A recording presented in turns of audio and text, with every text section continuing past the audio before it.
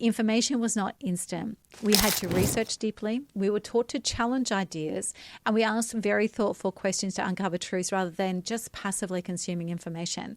Now, I'm not saying that everyone in our generations were good at this, but as a whole, as a generalization, we were. So we were actually taught to dig deeper, to go finding, to evaluate sources. We didn't have things arriving in the palm of our hand. It actually makes us naturally suited to interacting with AI, because here's the thing: AI and our engagement with it thrives on precise and well-structured inputs.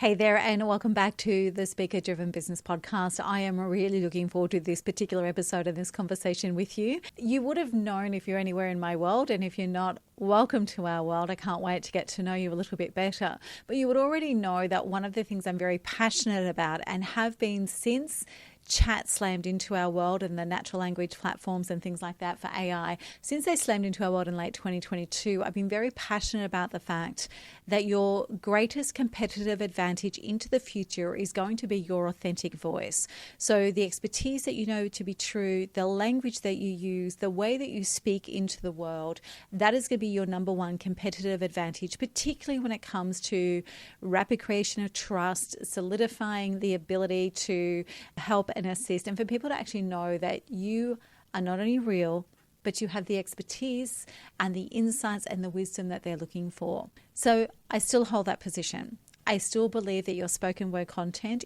in your authentic voice delivered from platforms and stages is going to be your number one competitive advantage into the future. What I have since discovered is that this is a yes and. So it's not that your competitive advantage is your voice and your language and your insights and your wisdom only in an age of AI. It is your voice and your wisdom and your insights and the power of AI. But we're not talking about the power of AI to create your content, to systemize your processes, all of that sort of stuff, even though we absolutely love all of that. When AI was first slamming into our world in late 2022, when all of the platforms such as ChatGPT and Jasper and the rest of them really came to the forefront, I knew instantly that this was a change. This was a step change. Now, a step change is when things change so dramatically that it's forever felt.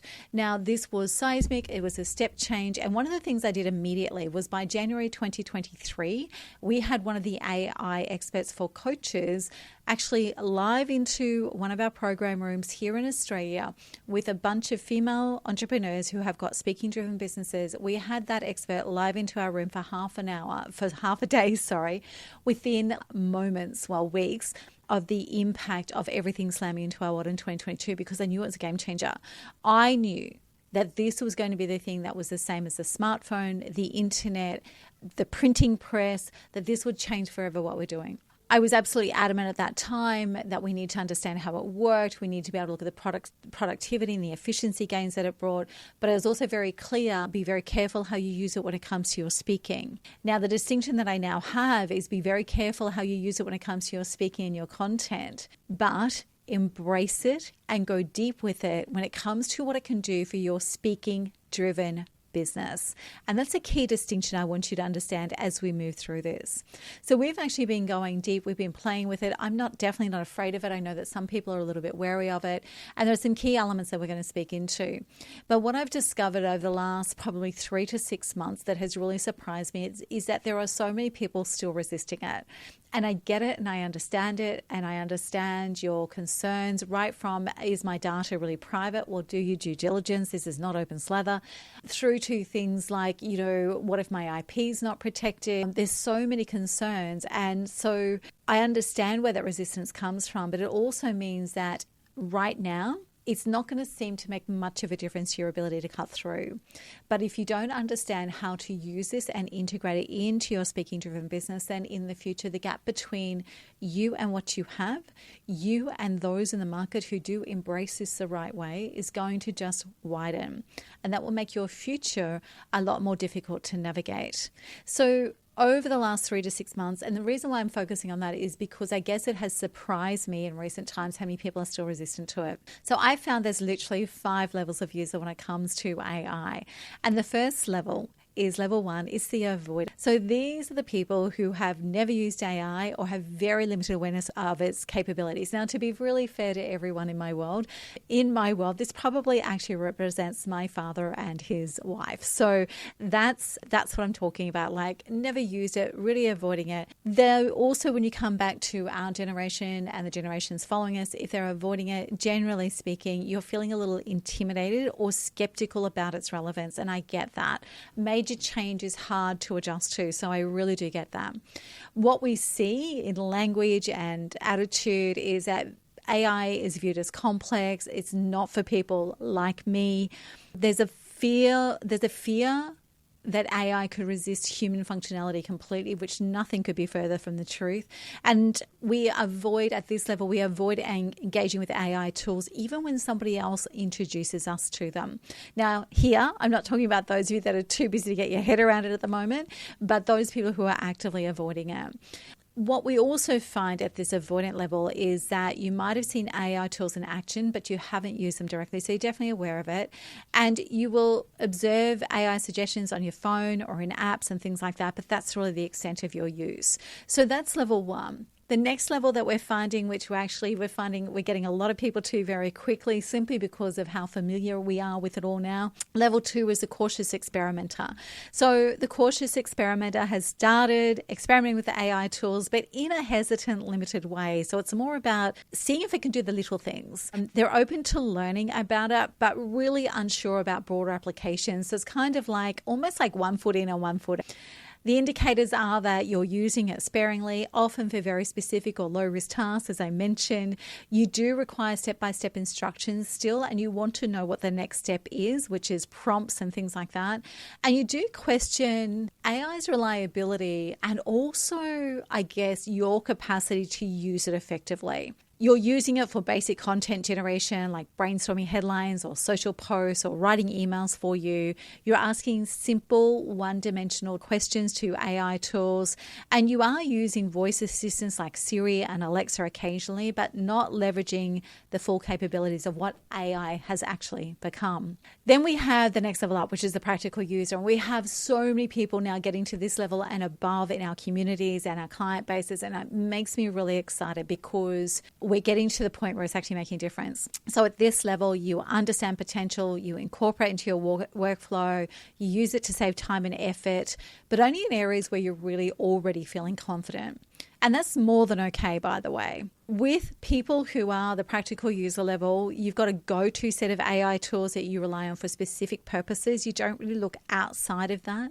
You see AI as helpful, but you haven't actually explored how you can customize it and integrate it into more of what you do. And you're open to exploring, but unsure where to start because you really don't know what's possible, and that makes it feel like it's difficult to start. You're using things for content drafting, idea generation, refining your written work. You're also using it, you're starting to use it to kind of research some trends, see if you can identify your audience a little more, or using it to summarize big data. And you might be taking it on for basic customer support tasks or simple automations in your workflows. So that is the practical user at level 3. Now, level 4, this is where it starts to get fun. Level 4 is all about the strategic integrator. So this is where you are actively integrating AI into multiple aspects of your work and your life. You actually see AI as a strategic partner enhancing their efficiency and creativity. It was actually at this point in our online workshop that somebody dropped into the comments, my husband is so glad that I now have a strategic buddy with AI with my chat, because he no longer has to listen to me with all my bright ideas every day. So just really quite interesting what's coming up for people. They use AI tools across a lot of domains, so marketing, sales, personal productivity, across the board. They experiment with prompt engineering or customizing workflows, so they're really getting into it. And they keep up with advancements in AI and regularly evaluate new tools. Now, I believe I'm somewhere between level 4, which is this strategic integrator, and the next level. But I will be honest, I'm actually relying on people I know, love, and trust to bring me those insights of where I should start, because it can be overwhelming, and I get that. We're using it to build frameworks, templates, and systems with AI assistance, so it's actually accelerating. We're personalizing content generation, targeted messaging. We're automating all of our repetitive tasks, and we're using AI for advanced research, competitor analysis, audience segmentation, psychographic drivers, and things like that. Then level 5 is the super user. Now, in some days, I think I'm a super user. Other days, I think I'm actually probably pretty close to an avoider. So that's the thing. We can move between levels as well. And then both the beauty and the curse with AI is that it's evolving so fast that one day we may be a super user and the next day we're simply back down to practical user. So the super user has mastered AI tools and leverages them to creatively innovate and lead. And this is where the first clue comes in for you of why, as a speaker or a speaking-driven business, you really need to be at the forefront of this. It constantly pushes the boundaries of AI capabilities. As a super user, you're pushing back, right? Now, leading and innovating the market, let me touch back on that for a moment. That is really important as a speaker, as a knowledge expert, as somebody who leads with knowledge, expertise, and insights, is when you actually get to super user level and you can almost wrestle and wrangle with AI, you are going to be able to actually co-create things that will actually really take you to the front of the market.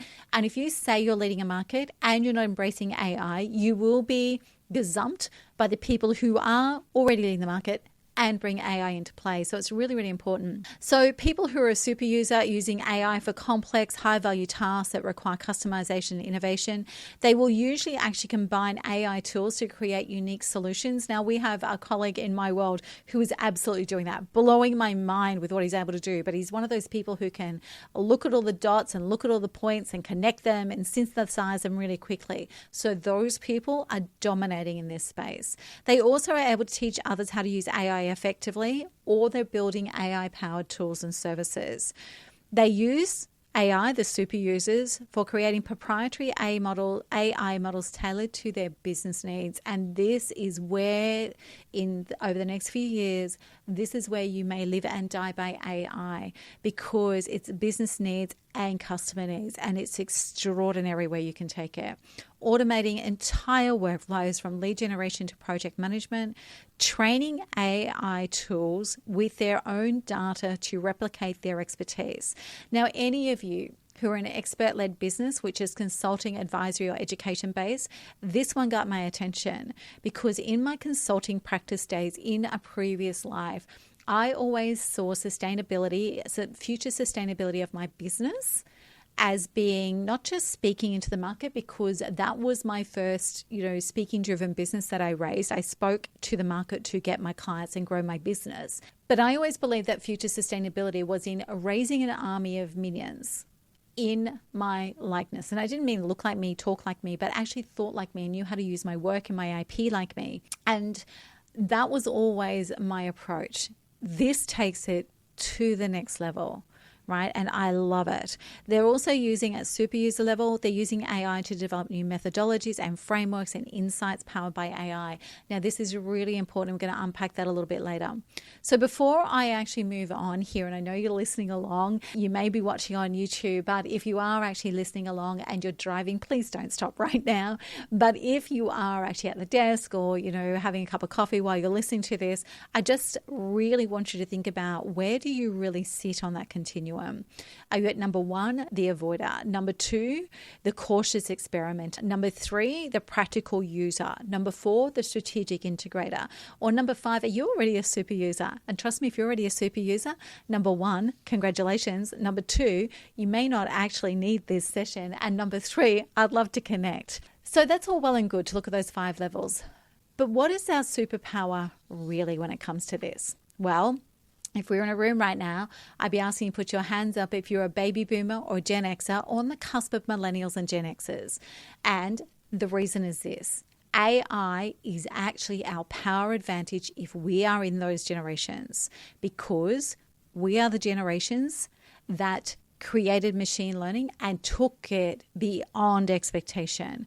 We are the generations who invented and morphed machine learning into AI. We need to think about this. The younger generations, so the CEO of, or the founder of Open.ai is so young. I think he's born in the late 1980s. So when I'm saying so young compared to me, there is no doubt the extraordinary talent that the generation that he belongs to have, but we forget we created it, right? We morphed it. We created machine learning, we took it a long way, and we morphed it into these full AI applications.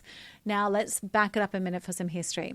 Machine learning as a concept was actually born in the 1950s. Can you believe that?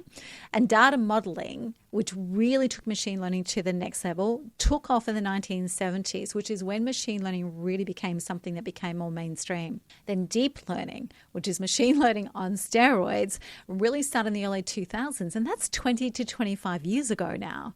Right? So this is not new. It's just our awareness and its infiltration into our general everyday life. That's the bit that's new. Now let's go to AI. AI was formally established in 1956 at the Dartmouth Conference. Artificial intelligence became a concept officially recognized during that conference. AI actually took off in the 1950s and 1960s. This, to me, makes me think that that's why the Jetsons thing was made, because they knew it was coming. But then AI went into what they call the AI winter, which went through all the 1970s.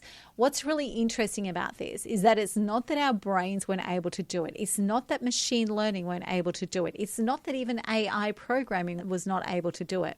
The holdup was simply computing power. The computing power was not strong enough to take it any further at that time.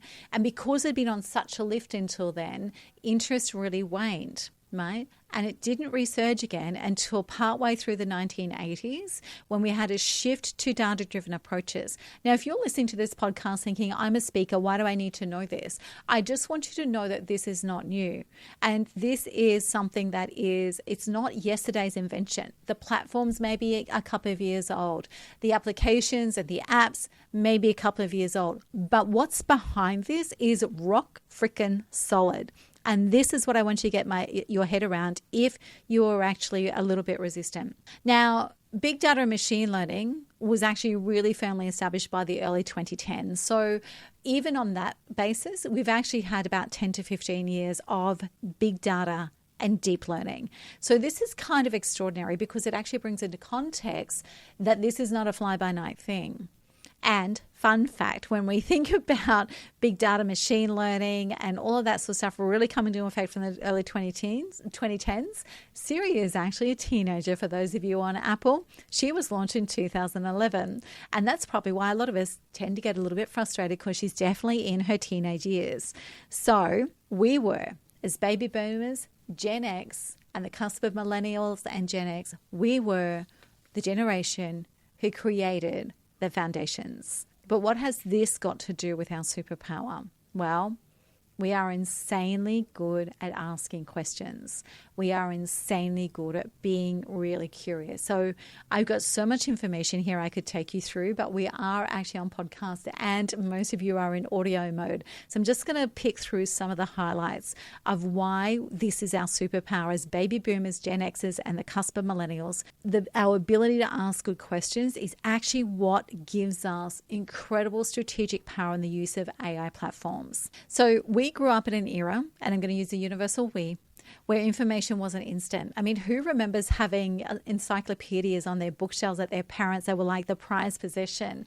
And I remember doing a project where I had to it was a geography project, and I had to literally go beg, borrow, and steal brochures from the local travel agent and then cut the pictures out and using a glue stick, get them onto a great big presentation board, right? Information was not instant. We had to research deeply. We were taught to challenge ideas, and we asked very thoughtful questions to uncover truths rather than just passively consuming information.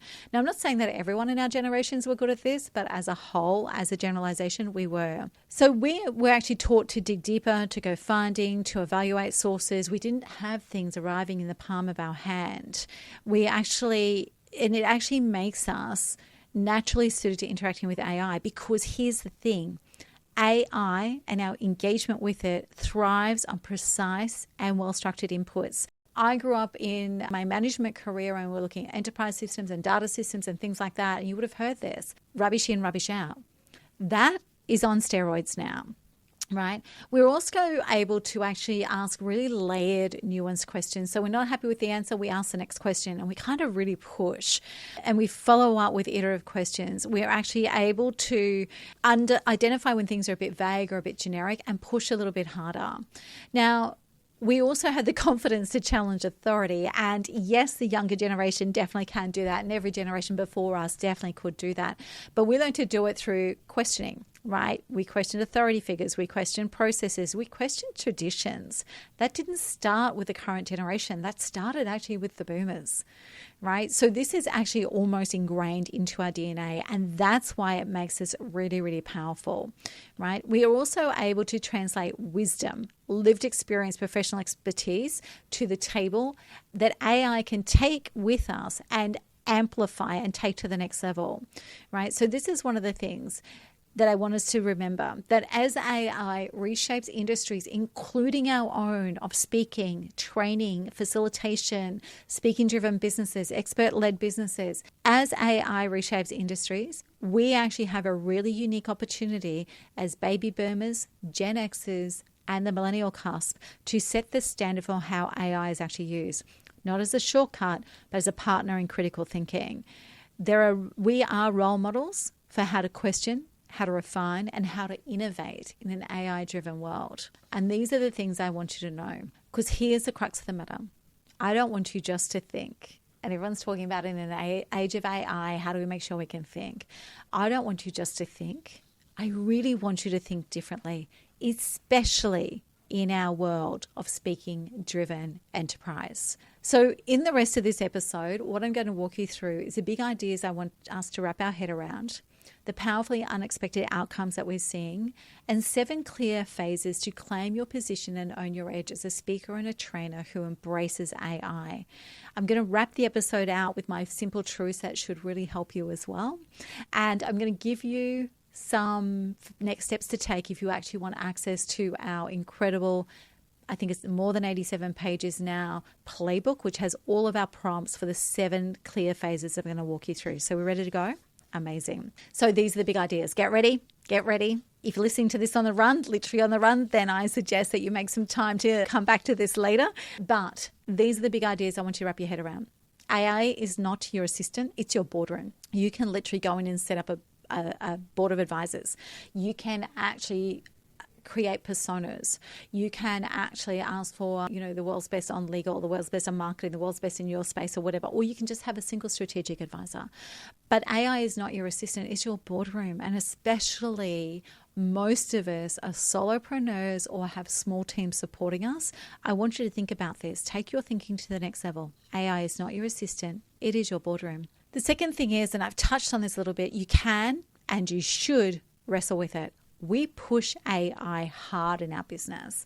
We make sure that we thank AI. I'm going to actually let you in on a little bit of a secret in our team. We call ChatGPT, which is the platform that we use, and mostly because we have so much training in it now, the thought of going into another system just blows my mind. But we call ChatGPT, we call her Coco in our office. So with Coco, every time she brings something back, we always thank her for it.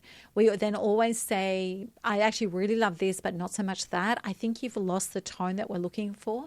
I'm kind of curious why you would bring that to my attention. So we actually really deepen that questioning with Coco and we push. So even when I'm 100% happy with whatever it is that we're creating, I will say to Coco, this is amazing. I'd love to know what would take it to the next level, or I'd love to know what would really cut through the noise in the market, or I'd love to know what would actually make this stand out, or I'd love to know how I could really accelerate this. So I actually put it back in her hands, right? And it's incredible what she comes back with. And then you just go down the rabbit hole she presents. And then the last thing that we use all the time now is, this has been brilliant. Thank you for helping me co-create. What I'd like to know now, though, is if you're in full control with all resources at your disposal, where would you take this? What would you do with this? How would you express this? One of those 3 or one that you come up with.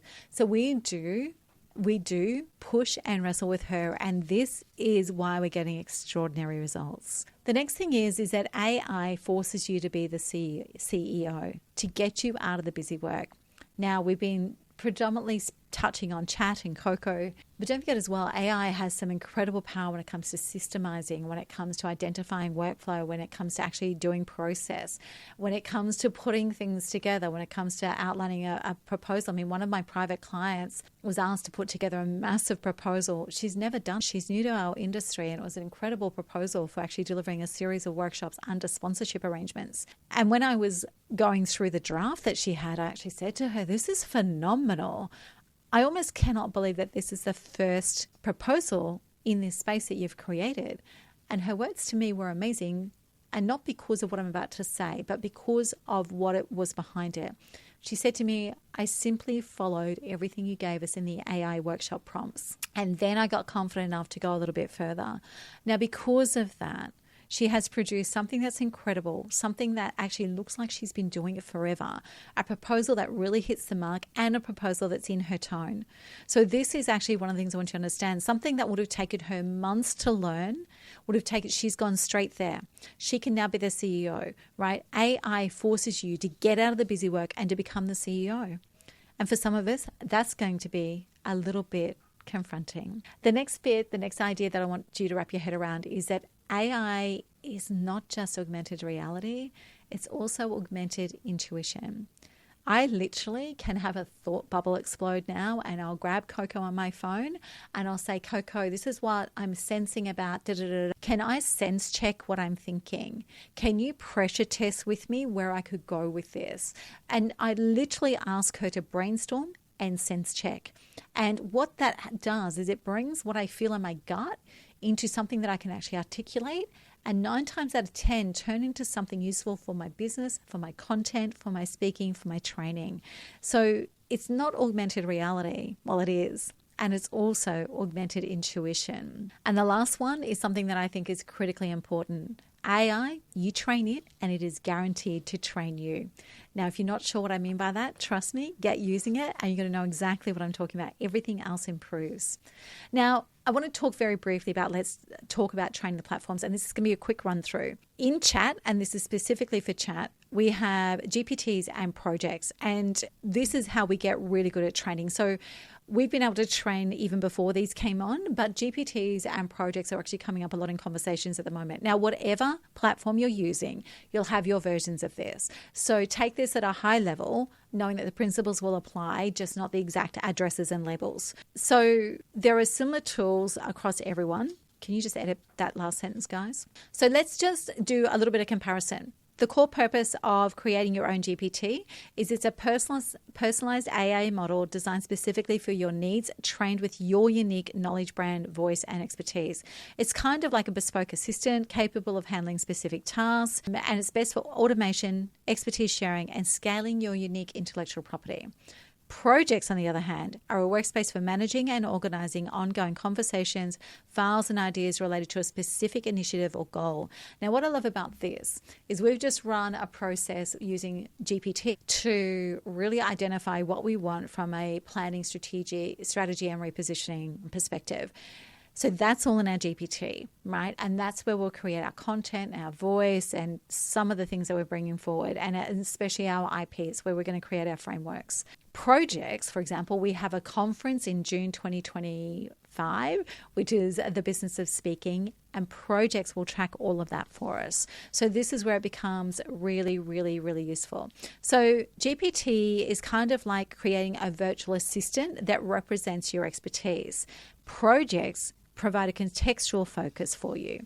So there's so many differences between it, but what I'd like you to really think about is, are you using them, or whatever the similar aspect is in your own world, or not? Now, we do have the opportunity for you to access our full replay from our online workshops, and we'll drop the details for that in the notes, and I'll talk about that just as we wrap out, because we really went into a lot of detail with this, but I'm very conscious of time. So what are we noticing?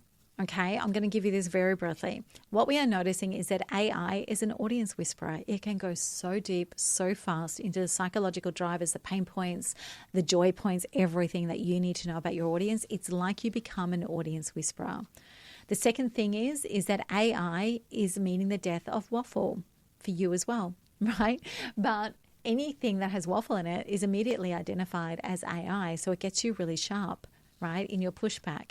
It's also the accelerator of IP capture and creation. I cannot believe how fast we can capture and generate the things that are in my head, the frameworks I've always known, the teachings I've always done. We can actually capture that now and create extraordinary IP for our clients and our programs. AI is also shifting the trust game, and this is how. Right? Whereas most of the chatter you will see is all about AI is, you'll see people say, I can tell all the content being generated by AI. I can tell all the posts being generated by AI. Good for you. Why don't you go and use it and work out how to turn your AI into your own voice so that nobody's saying that about you? Because where AI is shifting the trust game is it can give you the insights. It can stop you talking about things that don't matter to your audience. It can really bring points home for you. You can systemize your thinking. So models and visuals and all of that sort of stuff can be created in a way that actually people can consume and digest very easily. It also allows you to produce this stuff at scale. Now, it doesn't mean that it has to sound like it's written by AI. It needs to be your expertise and your insights, but we can produce at scale. What all of that means is that you are increasing the touch points for the people that don't already know you, right? And we need constant touch. I was in a workshop recently where they said people need to consume 47 minutes of your content online, video, audio, documents, PDFs. They need to consume at least 47 minutes of your content continuously in order to feel like they can trust you. Zero moment of truth, which is a measure put out by Google, last time I checked it was sitting at 17 points of contact for someone to be able to trust you. I believe it's now sitting around 20 to 23. So the way that AI is shifting the trust game is it's accelerating your ability to increase the amount of touch points in a faster period of time with your clients. Now, when it comes to actually wanting to dominate your market and be the go-to expert, the go-to speaker, the go-to trainer, the go-to educator, whatever it is that you're after, it means that you can now do that rapidly. You can actually dominate your space.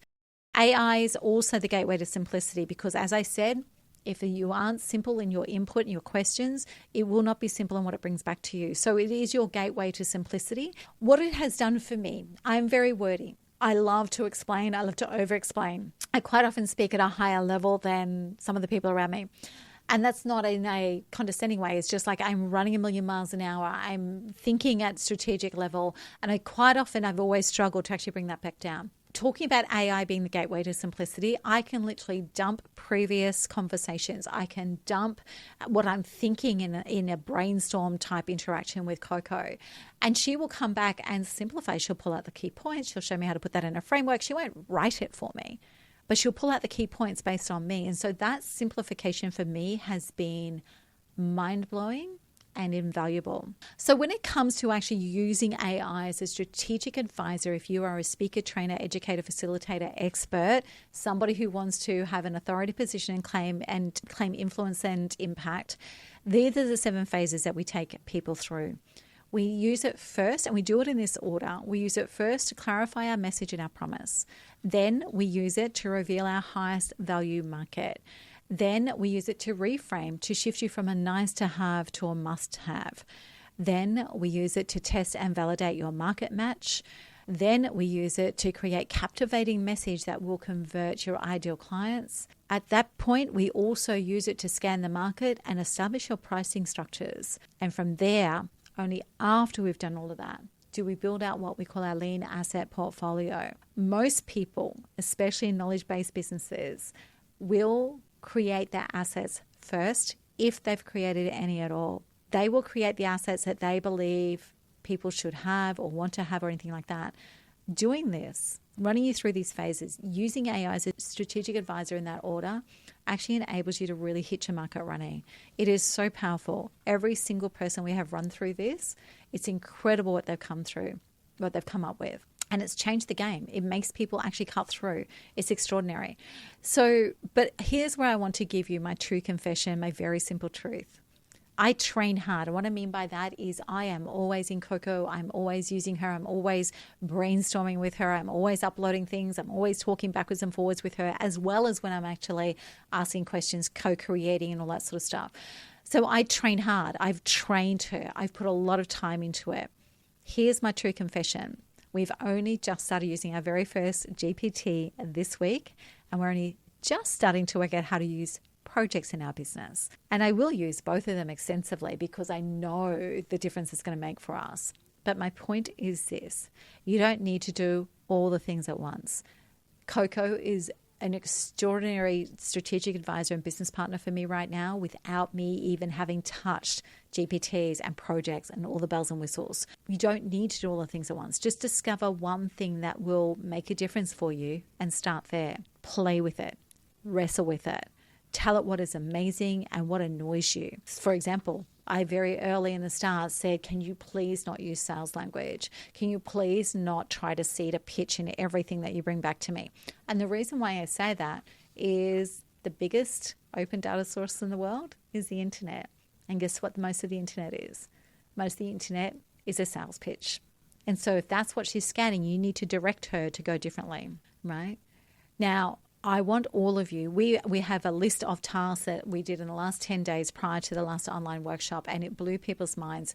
We had about 20 things that were task orientated and about the same that were very much strategic that we've been able to pull off in a 10-day period because we've learned how to use AI to our advantage in our speaking-driven, speaking-led business. And that is what I want for all of you. Right?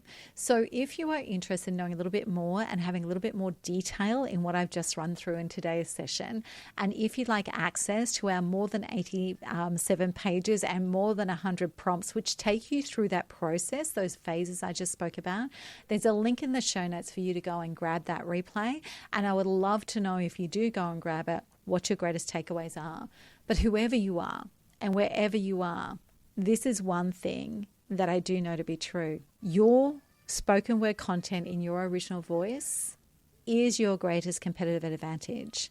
And the accelerant to that and to making your life the life that you dream of is understanding how to use AI as a strategic advisor instead of your assistant. Good luck.